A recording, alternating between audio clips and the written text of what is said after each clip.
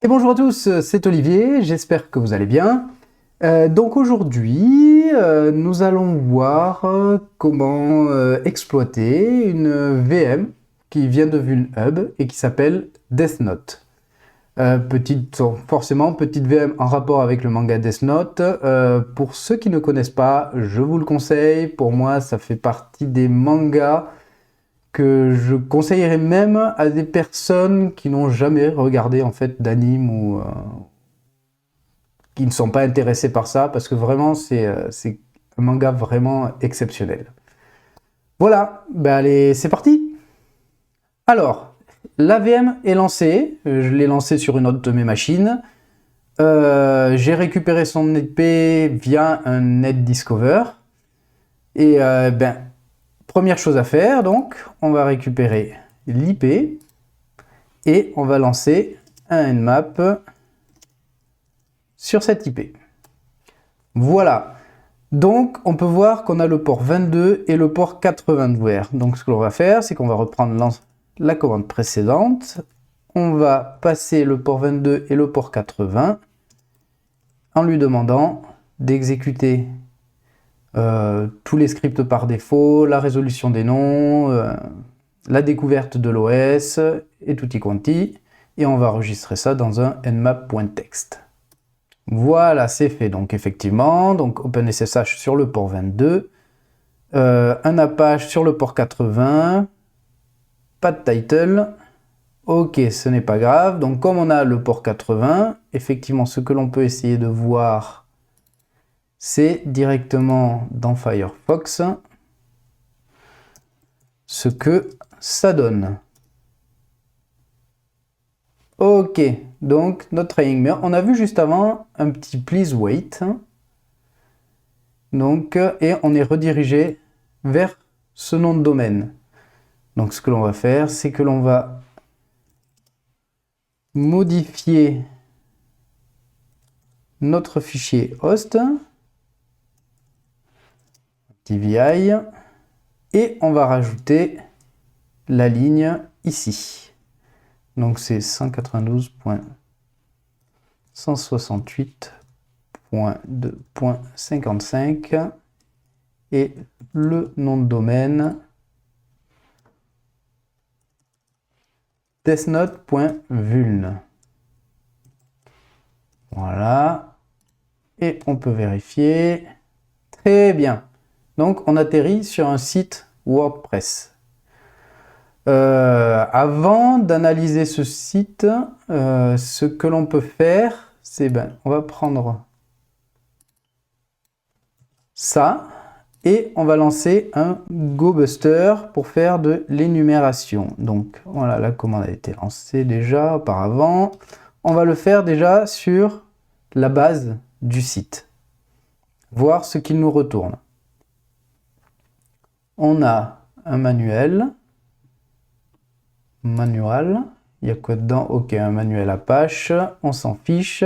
Par contre, on a un robot.txt.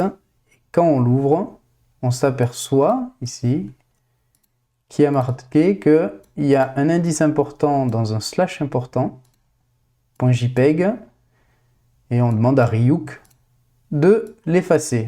Donc on peut aller voir ce qu'il y a dedans.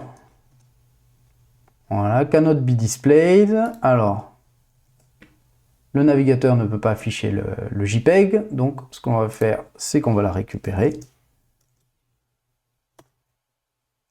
Voilà. Donc elle est là. Et s'il n'a pas pu l'afficher, c'est qu'il y a peut-être quelque chose de différent à l'intérieur de ce fichier. Donc ce que nous on va faire, c'est qu'on va faire un string de ce fichier pour voir s'il y a des chaînes de caractères lisibles à l'intérieur. Et effectivement, ce n'est pas un fichier JPEG en fait, c'est un fichier texte qui contient un indice comme quoi le login username, on a user.text, I don't know the password, find it by yourself, but I think there is a hint in the section of site. Donc effectivement, donc on va retourner ici sur le site, I will eliminate you. On a un hint. Voilà. Et le int nous demande de trouver un autre point de texte sur le serveur ou de voir le commentaire de L. Et le commentaire de L s'appelle My 5 line is I am justice avec un 3. Ça ressemble à un mot de passe. Donc on va le récupérer. On va le mettre là. Mot de passe potentiel. Ensuite, c'est un WordPress, donc on va relancer un petit GoBuster. Déjà, on va lancer un petit GoBuster sur la partie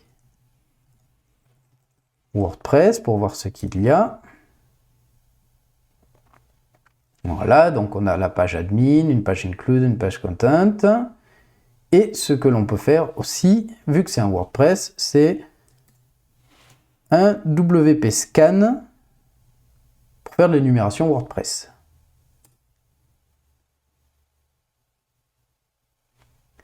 Donc, qu'est-ce qu'on a dedans? Voilà, que c'est... Tac, tac, il y a un header, blabla, WordPress README a été trouvé. Que c'est une version 5.8. Voilà, qu'on a une vieille version d'un plugin. Et surtout, point important, les utilisateurs. On a un utilisateur Kira. Peut être intéressant. Donc on a un utilisateur Kira. Ce qu'on va essayer, c'est justement que cet utilisateur, on va l'essayer avec ce mot de passe qui a été un commentaire de L. Donc entre Kira et L, dans le manga, il y a une rivalité. Donc s'il faut, L aurait trouvé le mot de passe de Kira et l'aurait posté en commentaire pour lui montrer qu'il a trouvé son mot de passe. On va aller vérifier ça. On va se connecter à la page admin du WordPress. Ici, on va taper Kira. Et on va utiliser le mot de passe.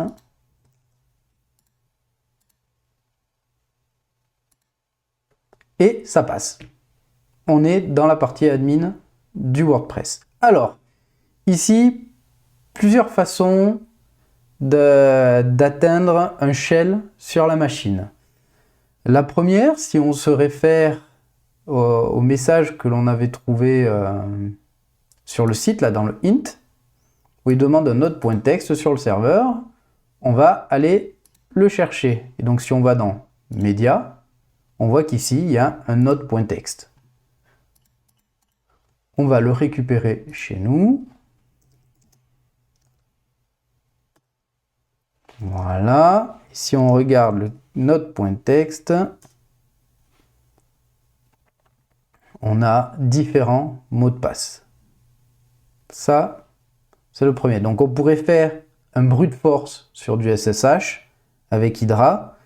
On ne connaît pas le nom d'utilisateur, mais on suppose qu'il y a Kira. Et on pourrait se dire aussi qu'il y a un utilisateur L. Et donc effectivement, en fait, si on fait un brute force là-dessus sur l'utilisateur L, on va trouver le mot de passe. La commande pour cela, voilà. On lui dit l'utilisateur L, mais dans le doute, on aurait pu utiliser un tiret grand L et utiliser un fichier user.txt qui contient L et Kira, par exemple, et Hydra aurait testé toutes les possibilités et on aurait eu les identifiants pour se connecter avec L. Les autres moyens, les autres possibilités, en fait, c'est d'exploiter soit un des thèmes, soit un des plugins pour obtenir un reverse shell.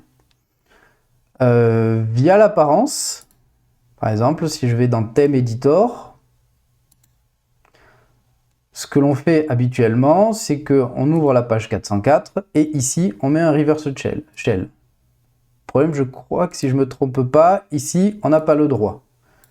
On peut le faire via le plugin et le charger en l'appelant directement un plugin. Parce que si on regarde les plugins, plugin editor, ici, on a un Hello Dolly, qui est en fait un plugin utilisé dans les captures de flag, dans les exercices de hacking pour justement obtenir un reverse shell. Je vais vous montrer moi la solution que j'ai utilisée. Je suis passé par un thème editor, mais pas sur celui-là, parce que celui-là, comme vous avez pu voir ici, si on modifiait la page 404, ici, on nous l'interdit. En revanche, sur le thème 2020, page 404, ça fonctionne. Donc ce qu'on va faire, c'est qu'on va aller récupérer le River Shell sur Pentest Monkey. Là, celui-là. Là, hop. On va le prendre. Le mettre à la place de tout ça. On va changer notre adresse IP qui est ça. Voilà. C'est mis à jour. Pour l'instant, ça ne marcherait pas. Il faut que je change le thème du site. Donc si je regarde, on a le 2021 qui est actif. Moi, ce que je vais faire, c'est activer... Non, ça c'est le 19. Je vais activer le 2020. Celui que j'ai modifié. C'est-à-dire que maintenant, si je rafraîchis ça, effectivement, le thème est complètement différent. Parce qu'on n'est plus sur le même. Et donc, pour activer mon River Shell, je vais faire un netcat. Et donc... Hop, je vais taper un lien qui est une adresse qui n'existe pas. Et si je regarde ce qui s'est passé, effectivement, je suis sur la machine qui s'appelle Desktop. Donc, on va stabiliser tout ça. Alors, hop, stable shell. Voilà. Le xterm et la dernière commande ici. Ce qui nous permet en fait d'avoir de l'autocomplétion et que quand on fait CTRL-C, on ne quitte pas le shell. Alors, je fais mon petit alias. Voilà, qui me permet de voir. Donc, une fois qu'on est là, là, on est en wdata. Si on était passé par le brute force du SSH, on serait directement avec l'user. Si on regarde dans Home, on serait avec l'user L. Là, on ne l'est pas. Donc, notre but, moi, en fait, ce qui s'est passé, c'est que j'avais pas fait ce brute force, j'étais là et il me fallait trouver les identifiants de L. Après quelques recherches, en fait, si on va voir l'endroit où sont stockés les fichiers du site web, et comme c'est un WordPress, on sait que caché, enfin, enregistré dans wp-config, il y a des identifiants. Si je regarde dedans, on a ici l'accès à une database, à une base de données. À partir de l'user, on a un user L et un password death4me. On va l'essayer pour voir si c'est le même mot de passe que son compte Unix, en fait. Donc, je quitte ça, je fais un SUL death4me et effectivement, on est connecté en tant que L. C'est le même mot de passe que l'on aurait trouvé dans le fichier, dans le fichier node.txt en faisant du brute force. Si hop, on peut regarder ça. Ici, je vous montre. Si je regarde le node.txt, ici, forcément, le tout dernier, c'est le mot de passe de L. Donc maintenant, on va aller voir ce qu'il y a dans Home. Alias, je l'aime bien mon alias. Voilà, on a L et Kira, donc on va aller voir L. Un user.txt. Ok, alors, c'est un truc, un message chiffré. C'est du brainfuck. Donc, on va taper un brainfuck décodeur. On va prendre ici, ici et brainfuck. Voilà, I think you got the shell, but you won't be able to kill me. On n'a pas eu le flag. Donc le flag est ailleurs. Si on va voir ce qu'il y a dans Kira, on a un Kira.txt, mais comme on peut voir, on n'y a pas accès. Voilà, par contre, on a accès à son répertoire SSH. Et là aussi, c'est pareil, on essaye de devenir Kira. Il y a deux méthodes. Celle que moi, là, je vais utiliser, sachant que on aura quand même besoin de l'autre méthode pour continuer. Mais déjà, je vais vous montrer. Dans SSH, on a le Authorize Key. Et si on regarde ce qu'il y a dedans, il y a marqué qu'en fait, l'utilisateur, elle, sur la machine Death Note, peut se loguer en tant que Kira. C'est-à-dire que à partir d'ici, il me suffit de faire en fait un SSH Kira at localhost. Yes. Et je deviens Kira. Voilà, tout simplement. Le problème, c'est que là, pour continuer, pour faire savoir comment je peux monter en privilège et devenir root, il va me falloir le mot de passe de Kira. Je vais vous montrer où c'est, mais avant, d'abord, on peut aller récupérer maintenant le flag qui se trouve dans Kira. Le mot de passe de Kira, après quelques recherches, on peut le trouver, il a été caché dans /opt. Voilà, on a ça. Alors attendez, parce que... Hein,